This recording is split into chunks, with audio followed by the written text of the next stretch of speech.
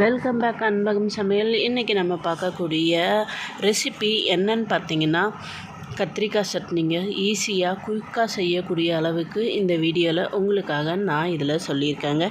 மறக்காமல் உங்களுடைய அன்பகம் சமையலுக்கு லைக் பண்ணுங்கள், ஷேர் பண்ணுங்கள், சப்ஸ்கிரைப் பண்ணுங்கள்.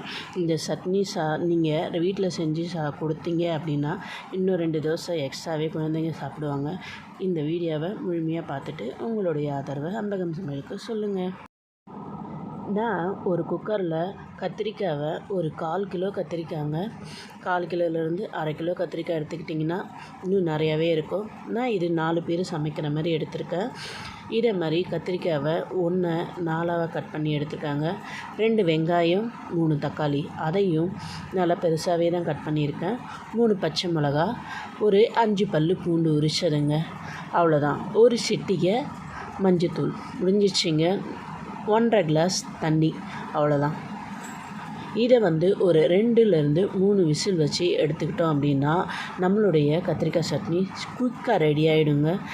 கடன்னு செஞ்சிடலாங்க. இங்கே பாருங்கள், 3 விசில் வந்துருச்சு. அடுத்து ஒரு தாளிப்பு போடணுங்க.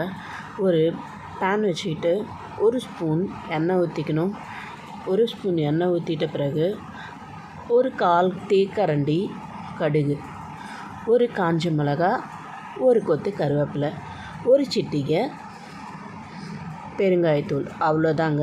தாளிப்பு போட்டுட்டோம் அப்படின்னா நம்மளுடைய சட்னிக்கு ரெடி ஆகிடுங்க.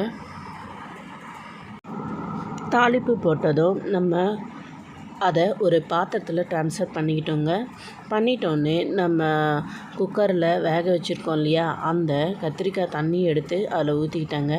இந்த குக்கரில் இருக்கிற இந்த கத்திரிக்காவை கடையிறதுக்கு முன்னாடி இதுக்கு தேவையான சால்ட் ஆட் பண்ணிப்போம்.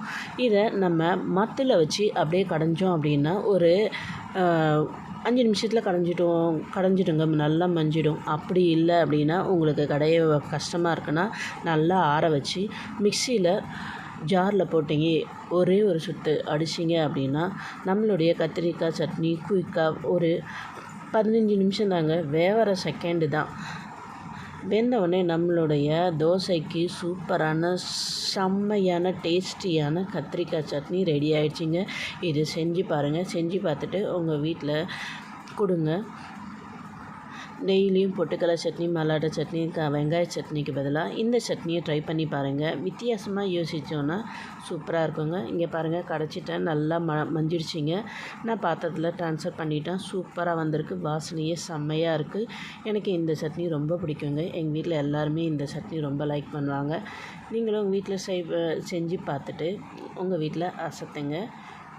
சிம்பிளான இந்த கத்திரிக்காய் சட்னியை செஞ்சு பார்த்துட்டு உங்களுடைய கமெண்ட்ஸை அன்பகம் சமையலுக்கு சொல்லுங்கள். மறக்காமல் லைக் பண்ணுங்கள், ஷேர் பண்ணுங்கள், சப்ஸ்கிரைப் பண்ணுங்கள், பெல் ஐக்கான் ப்ரெஸ் பண்ணுங்கள். நெக்ஸ்ட் வீடியோவில் பார்க்கலாங்க. பாய்.